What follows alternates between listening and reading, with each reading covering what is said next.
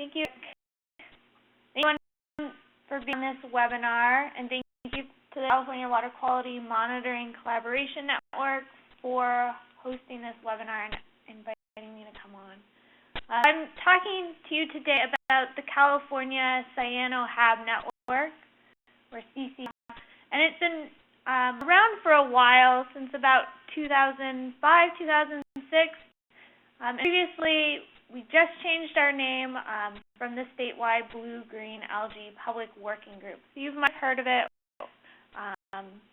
that name. Invitation, I'm going to just give a review of what cyanobacteria are, where they're found in California, what our concerns are, and how we're working together within this network to address CyanoHAB concerns.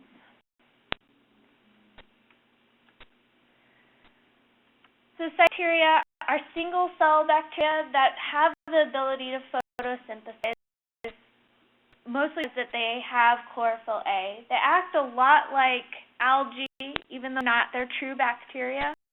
But since they act very similar to algae, often called blue-green algae. And so when we talk about,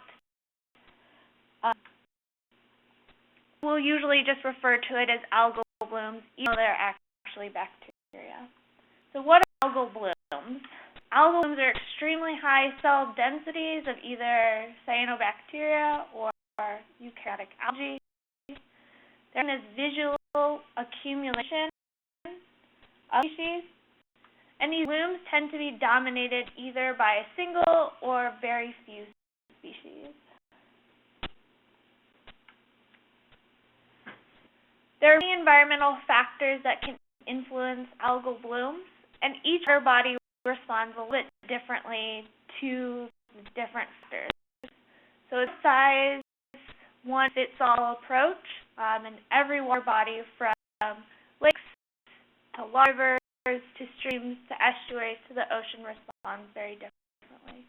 A couple of the factors are nutrients, whether it's an increase of nitrogen or phosphate, stimulate growth, if there's less clarity within the water, that'll can stimulate growth. Station patterns, whether pushing water all the way up to the surface, so allowing for a lot of weight, or in the ocean, deep water upwelling, can bring excess nutrients and cause algal blooms. And biological community interactions, so it depends who are the grazers of this algae species.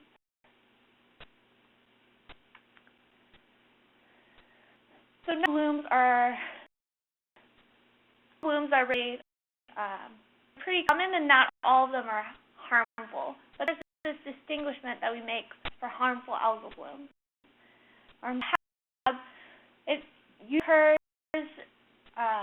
They're ending in an impairment to the water body due to this excess accumulation of algae.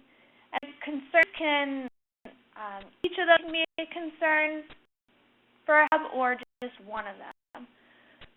Biological concerns, it can lead to low dissolved oxygen, which can end up impacting other aquatic life, which can lead to changes in community structure. Economically, we're concerned about harmful algal blooms. Specifically for recreation, it can decrease the ability for water sports, and odor concerns. Some of the blooms, especially with the degradation, or when they degrade, can be fairly smelly, and so people don't want to be swimming there. And also wastewater treatment. If there's a water treatment plant that has surface water intake, then or a drinking plant with surface water intake, they'll go through extra steps to remove this harmful algal bloom.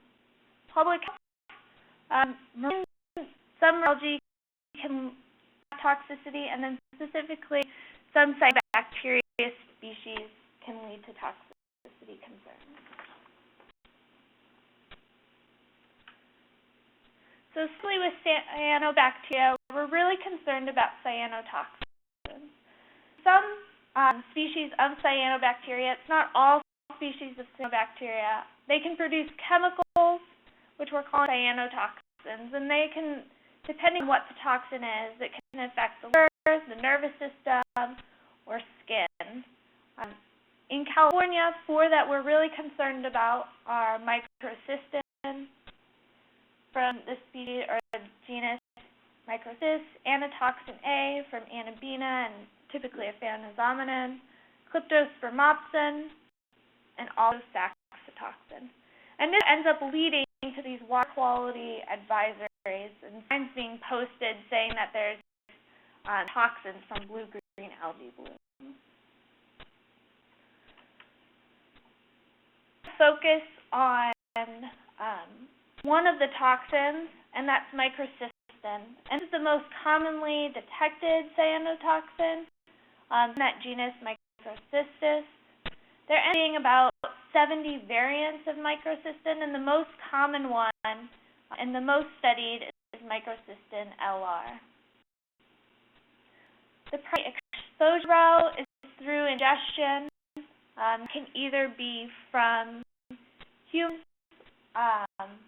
where if someone's recreating in the water, they're water skiing, they're swimming, and they have accidental ingestion of water. And then we're also concerned about pets and livestock and other wildlife drinking water, which has microcystin in it. Lead to impacts of the liver, say through liver some breakdown, but as of today, there's been no record of human death due to microcystin.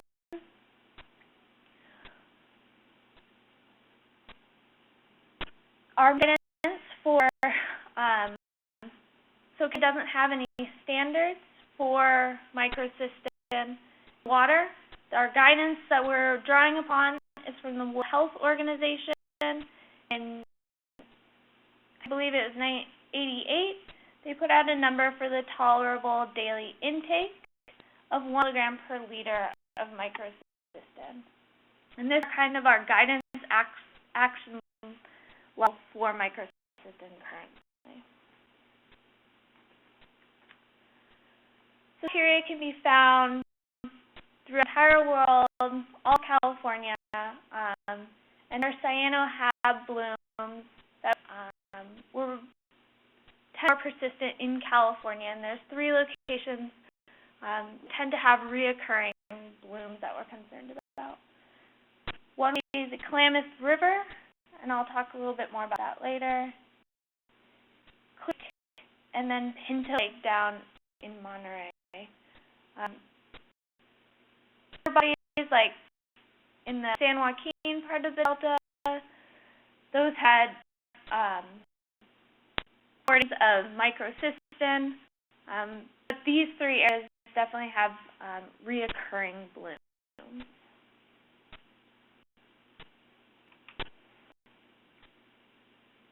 How are cyanoHABs addressed in California? One of the challenges to cyanoHABs that it's this second indicator, and it because of changes in environmental factors.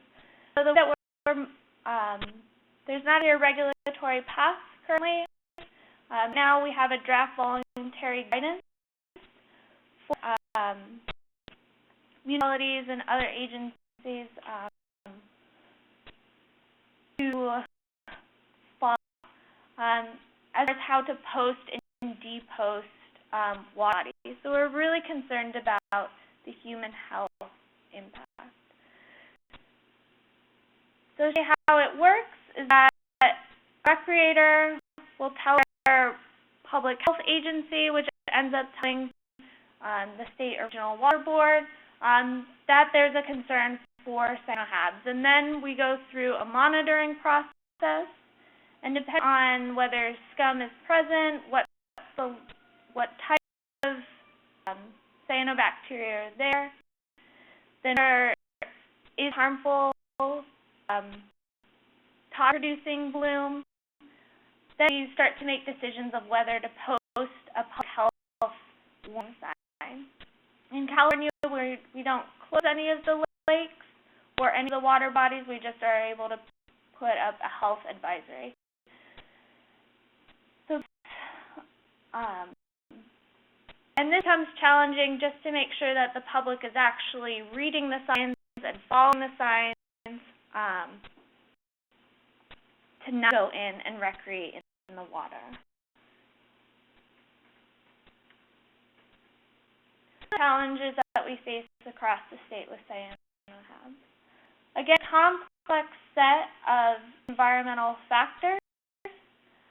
Each water body responds really differently to the conditions, and so it's hard to put this cookie approach of how to deal with CyanoHABs. There's a very diverse set of stakeholders.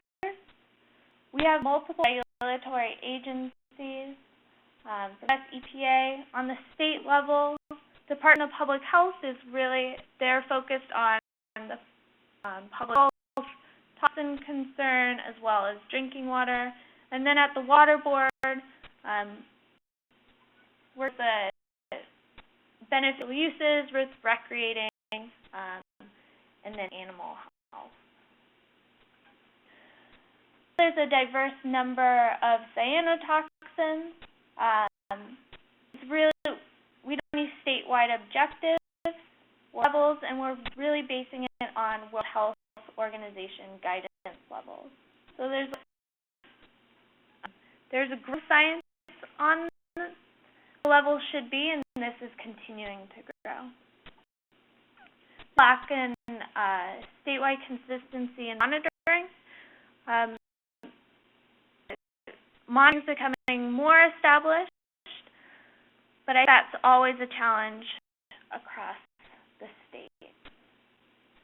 Also challenges to posting and how to really get the word to the public for the use of the water bodies.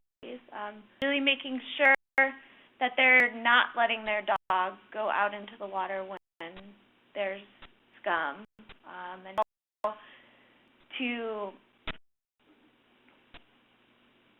get the public to reduce use on these potentially harmful times. Get to the CyanoHAB Network. So in the fall of 2005, the State Water Board held a workshop for record-setting blooms of Klamath River's reservoir. What had happened was there were high levels of persistent bioaccumulative microsystem toxins.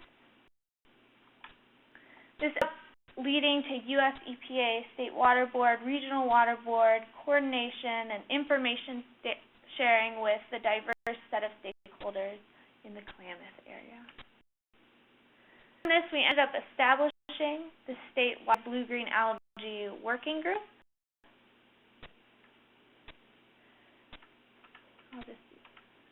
From there, this group meets about twice a year.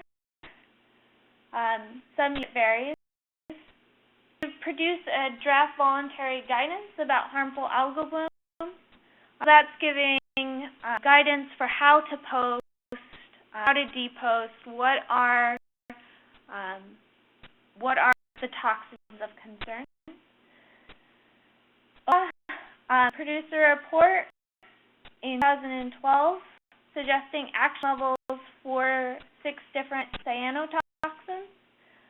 So this starts to expand on the World Health Organization numbers.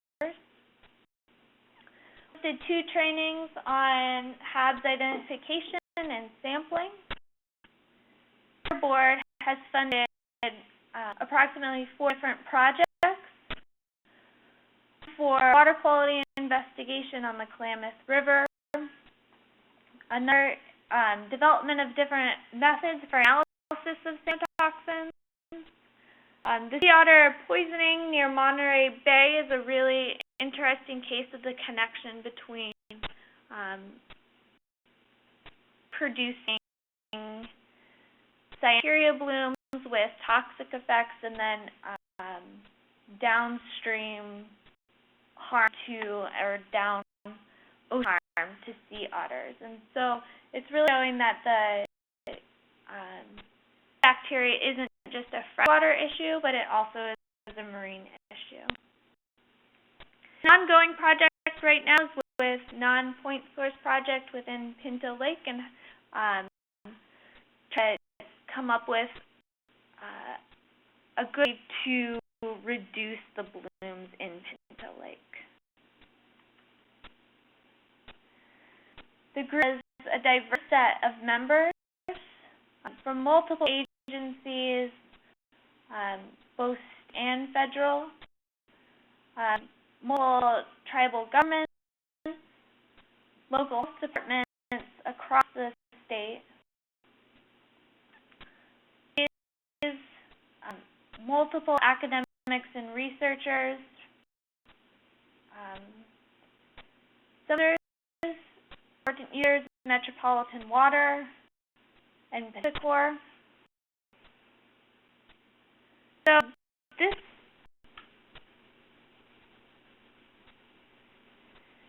in 2012, Surface Water Ambient Monitoring Program, they hosted a freshwater cyanobacteria workshop and really developed long-term, and one of the outcomes was develop long-term vision and strategic plans for how to address cyanotoxins in California.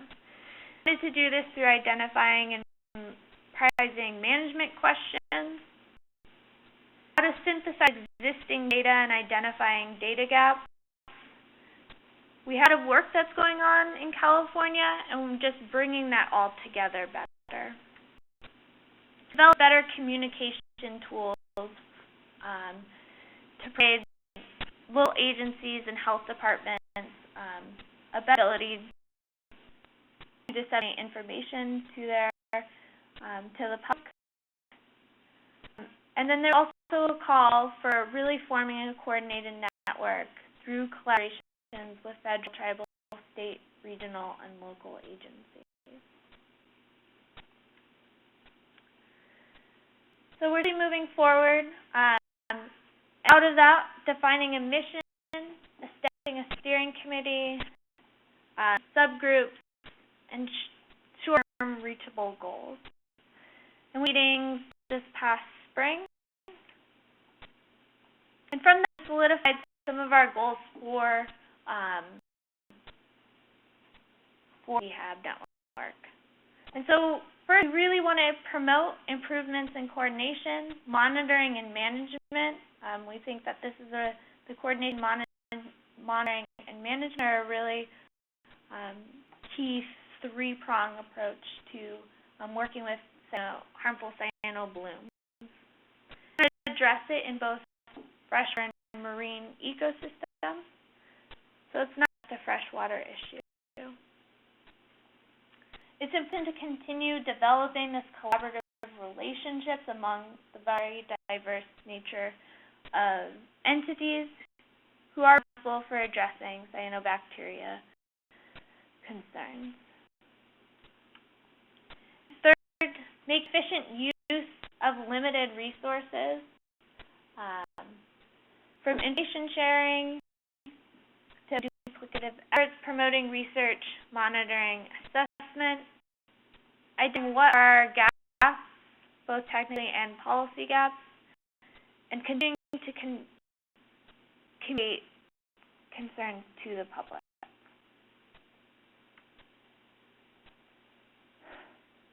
So with the steering committee, for the board, I'm facilitating it.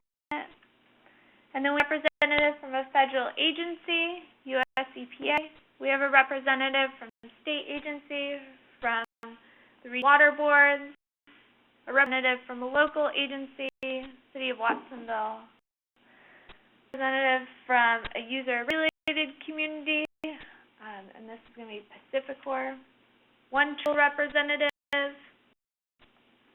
We have the HABNAP program is a center group that works on harmful algal blooms on the marine side, so your flagellates and diatoms, and so really coordinating that freshwater to marine network.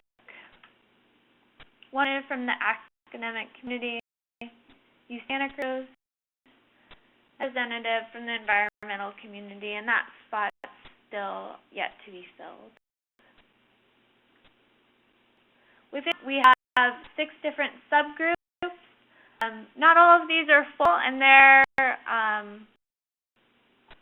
kind of looking at different speeds, but at least it's giving us the framework to start addressing some of short-term and long-term goals. The first is updating our statewide guidance. Ours was established in 2010, and since that, with the action level report, and a little bit more of that information to reflect in the statewide guidance. And we learned a number of things over the past of working with cyanobacteria blooms, and so incorporating lessons learned in statewide guidance. Second subgroup, communication and outreach. Both communication is really an important part of cyanobacteria, and so create a centralized website. You can find a lot of information on cyanobacteria, but it's from very diverse websites, and so trying to get statewide discussion on it. Create a listserv. We have that. It's CCHAB@scorp.org. Prepare signage and outreach tools. Developing a training academy course, and updating an educational pamphlet. And all of this can be put on a centralized website. Other groups, data compilation. So there's a lot of different cyanotoxin work that's currently occurring across the state, and so compiling that into more of a centralized website or database. Research, potentially keeping a library of articles and keep with the current state of science with cyanobacteria. One thing that will be helpful is to provide a statewide map of blue-green algae bloom and cyanotoxin data, and so that's a good visual communication tool as well. And then strict plans and potential funding. The objective of CCAB is to continue to work collaboratively to address cyanobacteria concerns across California. And I think there's a really great set of people that are within CCAB, and we'll be able to move forward addressing cyanobacteria concerns across California. At the website, there's 2 different web pages. One's the State Water Board blue-green algae web page, and then the next is for Department of Public Health, the blue-green algae web page. And with that, I guess I will open it up to questions. Thank you, Anna. Participants, you can ask questions unmuting your phone, *6, or may send your questions via the chat box.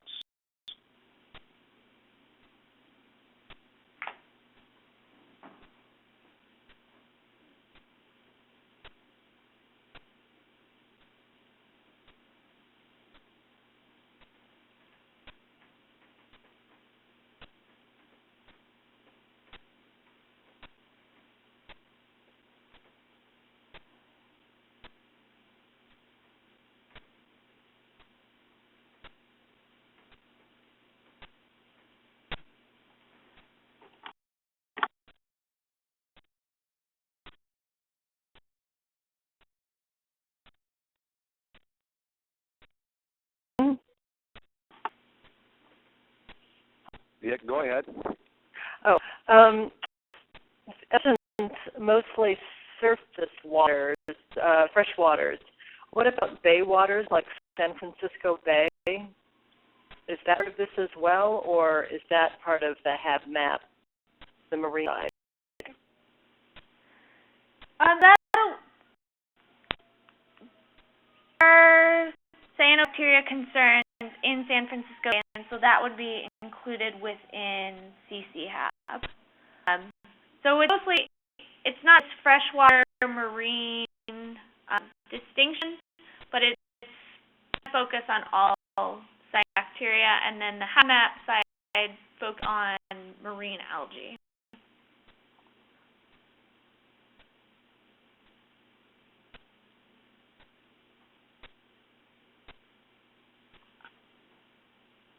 Any questions, please press *6. You can ask your questions to Joanna. Also, you can send your questions via chat. Do you have a slide with your contact information on it that you could advance to? I actually don't, sorry. I have a question. Do you have any collection of data to show what commonalities there might be yet between the different areas of most concern? That's a really good question, and the SIM is slightly different at those two locations, and so there's commonalities in that nutrient related, but necessarily, and there's probably commonalities within the types of blooms that are there. I'm not sure if there's been any reports conducted comparing and contrasting Pinto Lake and the Klamath River, for example. This is Lisa Petrusa. Is there a number to call if we see anything that's a potential bloom? The best number to call would be either your regional water board, or you could call me at, what is my phone number? 916-378-117. And I can get you in contact with a regional board. I work at Lahontan. Okay. So, and I'm out in the field, so if I saw something that could be a bloom, what should we do? That's a really good question. So I would probably call me still. Okay. If you don't have any other contacts within your regional board. Okay. Thank you. Joanna? Yes. This is Chris Bell, Region 5. That's a nice presentation you gave. It seems like the sort of management regulatory response is spread among a number of different agencies. Have you worked out exactly what the responsibility is of the different participants? And in particular, I'm interested in what should the regional board be doing if they get a call that there may be a HAB bloom someplace? Yeah, that's a really good question. So I think the roles of what different agencies have is still being more defined. This ends up being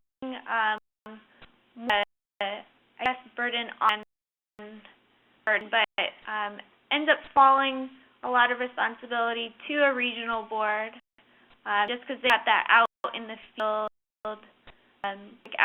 monitoring response versus what can be done at the state water board.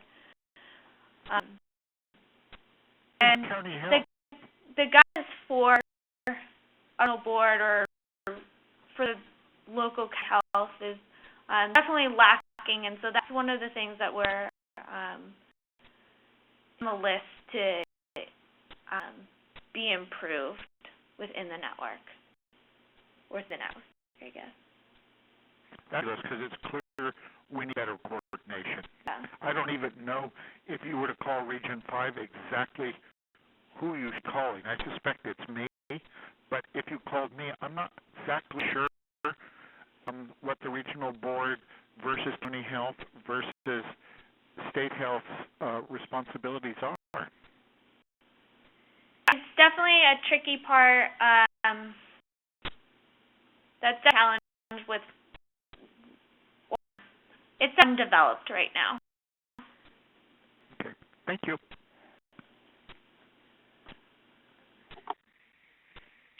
We have more questions?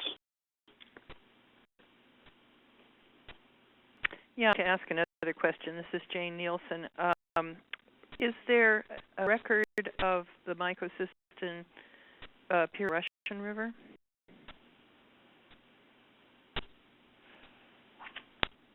That is a good question. I'm not sure. There was a this summer on the Mad River. I'm not sure about the Russian River, though. This is Sue Keitel of EPA. Can I come in to this question? Yeah, please do, Sue. When different regions have had different blooms, it is definitely kind of a organic matrix that comes together to try to help identify what the problem is. But Chris, when you, and actually the previous speaker, I'm sorry, I forgot your name. What we try to do is figure out, one, is it a cyanobacteria? And so the academies that were held in prior years that Johanna mentioned, trying to pull together, the objective for those is to help train people from the different regional boards to know what is a cyanobacteria, what it looks like under a microscope, and distinguish it not only from non-harmful ones, but also amongst each other.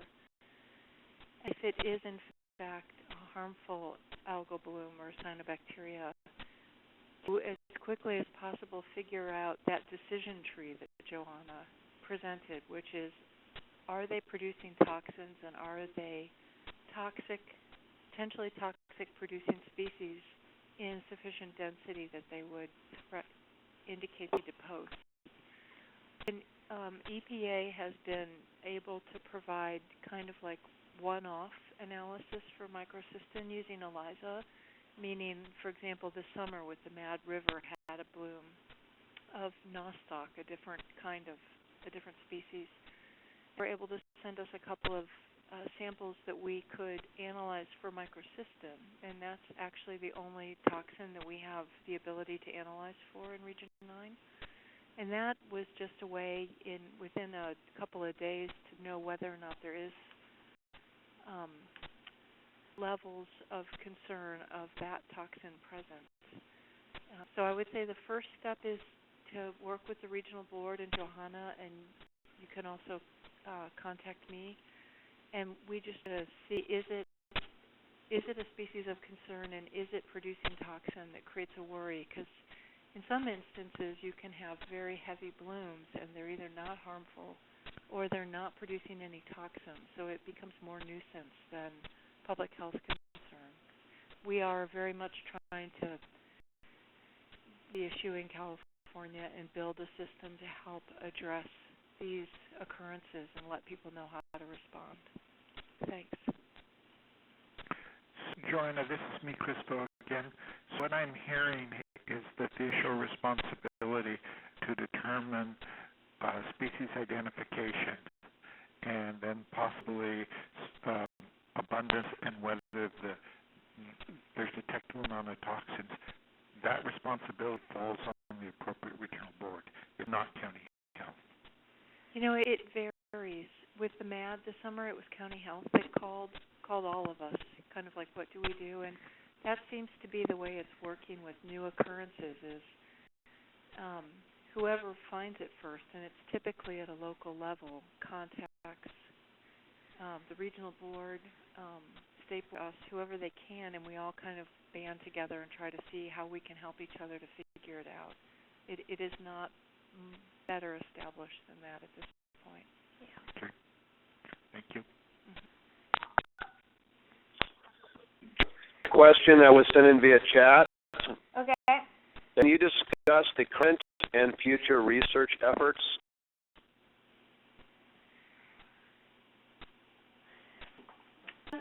Sure. There's a number of research that's going on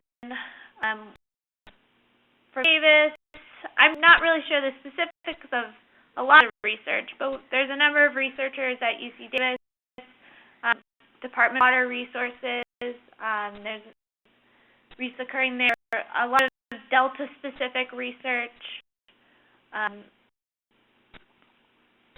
Research as well at UC Santa Cruz. And of it ends up being what are toxin levels, what are good identification techniques, as well as just where blooms located and why are they occurring.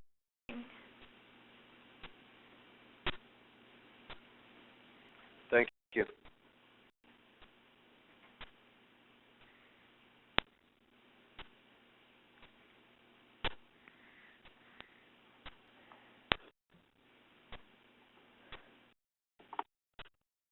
If you have another question, you can unmute *6, ask Johanna, or you can send in your question via chat. Hello, this is Carolyn Rattan from Clear Lake. I would definitely like to be more a part of all the research and study that you're doing, and I'm, happy to give you any time or data or whatever you need to bring Clear Lake more into the conversation here. And I would really like to know whether you're going to be doing more investigation as far as monitoring goes. Do we use the kits such as Envirologics or Braxis cell, or do we use just the LCMSMS laboratories?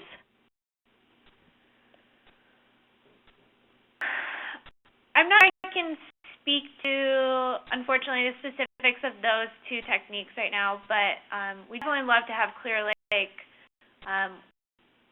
with a group and a participating voice. So if you contact me after, I can make sure that you are in the loop. Thank you very much.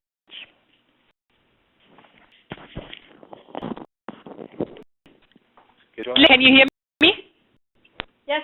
Okay, I'm going to say I'm the state representative on CCHAB, and I'm within the San Diego Regional Board, but I'm able to address the ELISA versus the LCMSMS. Some people use ELISA, some other LCMSMS, the Water Pollution Control Lab from Department of Fish and Wildlife. They now have the capabilities to measure LCMSMS, microcystin, and a couple of other cyanotoxins. But I can give you an example. We in the San Diego region did a 2-year study in all different kind of water bodies. Both used ELISA and LCMSMS. And from the Surface Water Ambient Monitoring Program, we did a study and put 300 streams throughout California for cyanotoxins. And it is just basically too expensive to use LCMSMS, and we will use ELISA for those studies. Thanks, Lillian.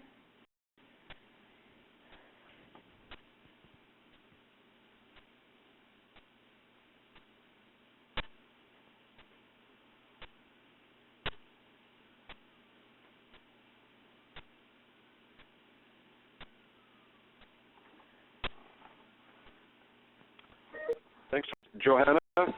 Yes. We have 2 more questions sent via chat. How do we join a subgroup within CCHAB? So that would just be emailing me, and then I can get you the appropriate subgroup. 2 of them are the statewide guidance, and then the monitoring group are more established. We don't really have the other 6 quite developed yet. Okay, thank you. Next question Is there any funding available through the Water Board or other resources that you know of for new monitoring or research projects? I know that within the ocean unit, we don't have any funding available. Projects have been through cleanup and abatement counts, and so that might be a possibility within those. Thank you. Another question come in. Can I quickly say something to that? Yes. To funding, so I'm also, this is Lillian again, I'm also the Surface Water Ambient Monitoring Program, or SWAM, Right. and we are also discussing within SWAM we potentially be able to fund some monitoring. And I think there are definitely a couple of different options we could do. We could look at satellite imaging. We could might also go the round of more citizen monitoring, similar what has been done in the marine world for harmful algae blooms. So there's not a lot of money out there, but we try as much as we can to get money and start a monitoring program. Right. That was very useful.